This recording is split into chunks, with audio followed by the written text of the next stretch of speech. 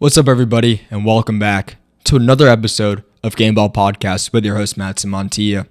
And today we have two big wildcard matchups happening. The Green Bay Packers playing the Dallas Cowboys, and then the Los Angeles Rams playing the Detroit Lions in a game of reunion and revenge. A lot of excitement going on this wildcard season. Now, the first game I want to talk about is the Green Bay Packers and the Dallas Cowboys. And I'm going to start off and say to you, the Green Bay Packers are going to lose this game. The Dallas Cowboys will win this game by at least 10 points or more.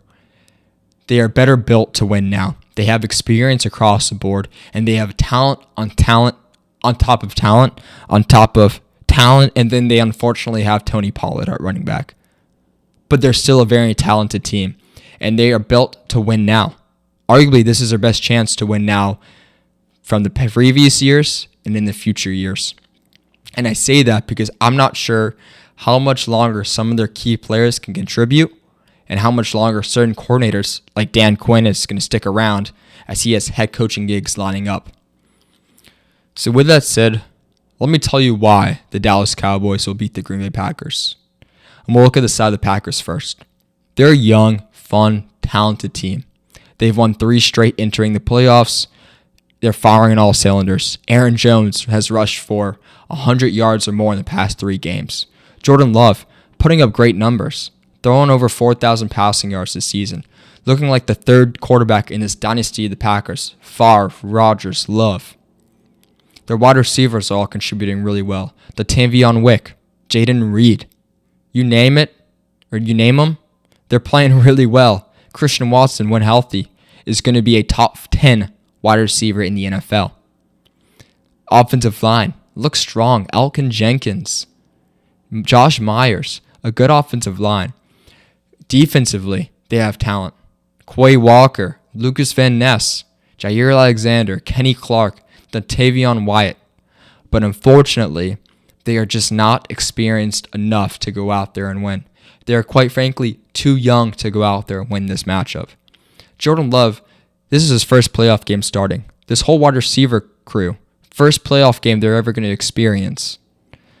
A lot of their key players, Luke Musgrave, Tucker Kraft, are all playing in their first playoff game because they're all rookies or second-year players. Quay Walker, Tavion Wyatt, Lucas Van Ness.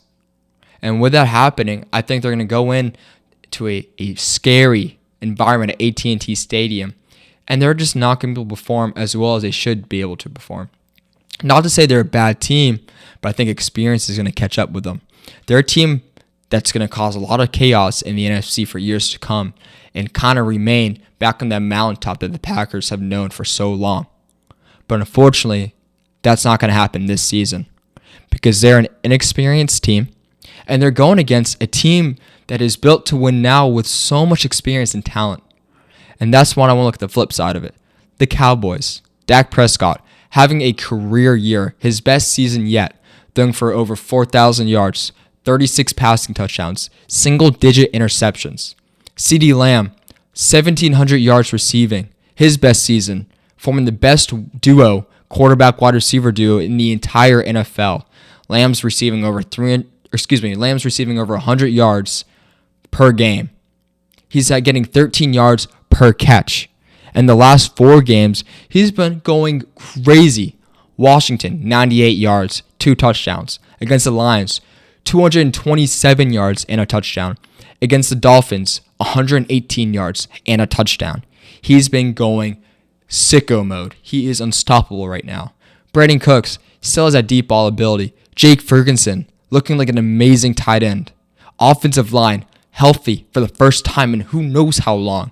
And they are the best offensive line in football right now. Tyron Smith playing unstoppable at left tackle. Tyler Smith playing really, really well. Zach Martin, we all know who he is. He's the best guard in the NFL. They're playing extremely well.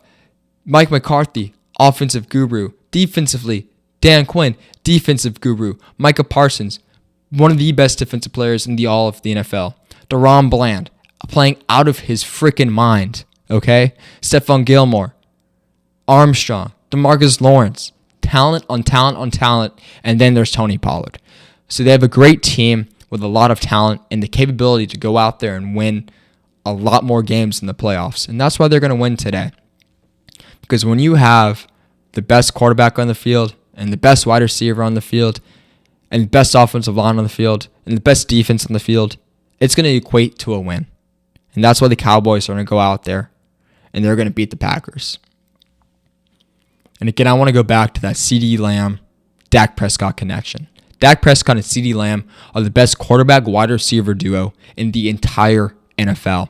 Dak Prescott throwing for over 4,000 yards this season, 36 touchdowns, 9 interceptions. CeeDee Lamb having 1,700 yards receiving, right? He's averaging 13 yards per catch, over 100 yards per game. He's scoring touchdowns nearly every game. In the past 3 games, he had 98 yards and a touchdown, 227 yards and a touchdown, 118 yards and a touchdown. And the Cowboys are just rolling right now behind this duo of Dak Prescott and CeeDee Lamb. And it's going to be a duo that's going to scare a lot of people for a lot more years. Prescott being in his 20s. CeeDee Lamb being 4 years old. They are an unstoppable duo, an inseparable duo, and the best quarterback wide receiver duo in the entire NFL. No ifs, ands, or buts. Yeah, Tyreek Hill is great. Tua? Oh, A.J. Brown's solid. Jalen Hurts? The Cowboys, CD, Dak, 1-2 punch, the best in the NFL. And that's why the Cowboys are going to win against the Packers by at least 10 points. And no, I'm not a Cowboys fan, which is crazy because, I think they're amazing. And most people don't for some reason because they want to be different. Oh, it's America's team. Well, I'm just here to tell you the truth. And the second game of the Sunday wildcard takes place between the Detroit Lions and the Los Angeles Rams. A game of reunion and revenge. A game of hope and a last hurrah. A game of excitement whether you're a Rams fan, a Lions fan, or just a fan of football. Jared Goff saying, hey, I'm going to get my revenge because I am who I said I was, as he's throwing for the second most passing yards in the entire NFL. The 4th most passing touchdowns in the entire NFL. A reunion for Matthew Stafford as he comes back to Detroit, looking to show, hey, I'm still that young 24-year-old you guys drafted first overall out of Georgia who brought you hope to the city. A game of last hurrahs for the Rams fan base and their players as Matthew Stafford, Cooper Kupp, Aaron Donald, all looking down the barrel of their final prime season, Donald being 32, Kupp being 30, and Matthew Stafford being 35. Again, a game of hope for Detroit and their fan base. A young, exciting nucleus of a team with an amped-up head coach in Dan Campbell, young players in Amon-Ra, Jahmyr Gibbs, Aiden Hutchinson, Jared Goff, and a game of hope for this fan base as they're participating in their first playoff game since 2017, their first home playoff game since 1994, and looking to get their first win since 1992. Statistically, it's going to tell you the Lions are the best team, and they're going to go out there and win this game for the city of Detroit. We already know Jared Goff's stats. Phenomenal. Jahmyr Gibbs, David Montgomery, arguably the best 1-2 punch in the entire NFL. Both players nearly having 1,000 yards rushing. Jahmyr Gibbs falling short by about 45 yards after having a slow start to the season. Amon-Ra St. Brown, 1,600 yards receiving this season. Sam Laporta playing out of his mind. Defensively, Aiden Hutchinson looking to hold it down on the defensive front. Anthony Glenn, a defensive coordinator, guru. A lot of talent, a lot of hope in Detroit. Defensively, as I mentioned, they're allowing one of the fewest yards per carry, have one of the best rush defenses in the entire NFL. So it's all to tell you, the stats tell you one thing, but your eyes, they tell you the truth. And that's why the Los Angeles Rams are going to go out there and win, because they are the best team, and the tape doesn't lie. Matthew Stafford is a great quarterback. Yeah, they had a rough start, but they've won 7 of the last 8 games. Stafford's playing incredible football. He has one of the best, if not the best, wide receiver duos in the entire NFL with Cooper Kupp and potential Rookie of the Year, Puka Nacua. Demarcus Robinson contributing, Tutu Atwell contributing, Tyler Higbee being a great, stable tight end, an offensive line that started off weak, but now ranks top 10 among all NFL offensive lines. Kyron Williams, a young gun running back from Notre Dame, playing really good football. Defensively, the best defensive player in arguably all of the NFL, Aaron Donald, anchoring the defensive line. Young guys like Kobe Taylor contributing. Ernest Jones playing well. The secondary finding a groove. Jordan Fuller at safety. Kobe Durant at corner. Raheem Morris, defensive coordinator. Next head coach of a future NFL team next season. Sean McVay, the best coach in all of NFL. An offensive mastermind. The Rams are going to go out there and win because they have the skill set and the talent to do so. And yes, this might be one last hurrah for them, but they're the best team on paper and on the field. So always trust your eyes. Don't just look at the numbers. So let me break it down to you. Here is why the Rams are going to have so much success and go to Detroit, go to Ford Field, and win. It starts off with the passing game in this offense. Matthew Stafford is a different quarterback than we've seen for the past year and a half. He's always been good for his entire career. He was great those past 2 years, but right now, he's playing smart, and he has trust in his receivers because he knows he has pieces there. Cooper Kupp, we all know what he was. He was a Triple Crown winner 2 years ago. Has he digressed a little bit? Yes, he has. But that doesn't mean he can't show up in the biggest games, which he will. Puka Nacua, he's a rookie, but he's playing like a vet. He looks so cool, calm, and collected out there. Tyler Higbee, always a top 10 tight end, consistent, always a safe option to throw the ball down to.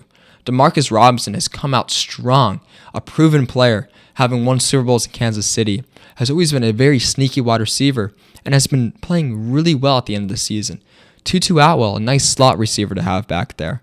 This offensive line is giving Matthew Stafford time in the pocket. When he has time in the pocket, he can do really special things. And they're also playing a defensive front seven who, again, I mentioned they have Hutchinson. They have some good players, right? They have some good linebackers, Alex Anzalone, but they're not overly scary. They're not something this offensive line has to prep for to take two offensive linemen to stop Hayden Hutchinson. They can just play their brand of football. Kyron Williams, he's a good running back. And with him being able to kind of come out there and even it out, not make Stafford throw the ball 50 times a game, but allowing when Stafford does throw the ball to have success because he is able to keep the offense balanced. The defense has to plan for the run and the pass. Kyron Williams has been playing so well, and he's going to be able to allow this Rams offense to play their brand of football, which is fast-paced.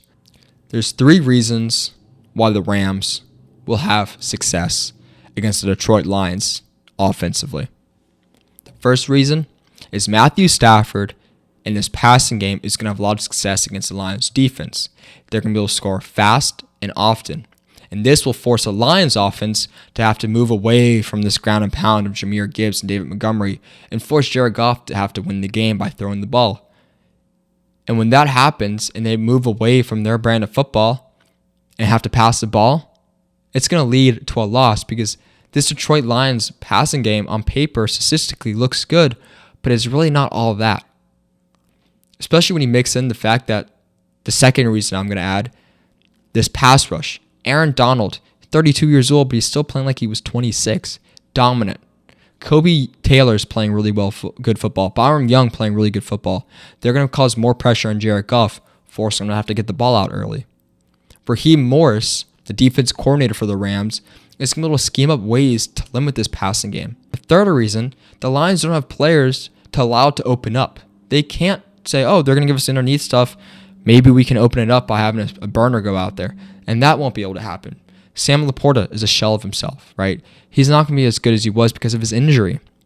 Jameson Williams has been a disappointment this season. He's supposed to be a deep ball threat, take the top off the defense. He has been able to do it, and he probably won't be able to do it this game. And Amon-Ra St. Brown puts up good numbers, but he's not an elite wide receiver. He's 6 foot. He runs a 4.5 40. He finds the holes in coverage, which is good, but it's not fast enough. And the Lions offense won't be able to score fast enough, and they're going to be able to scheme Amon-Ra out the game because of Raheem Morris, allowing this Rams defense to go out there and play really good football. So that's why the Rams beating the Lions.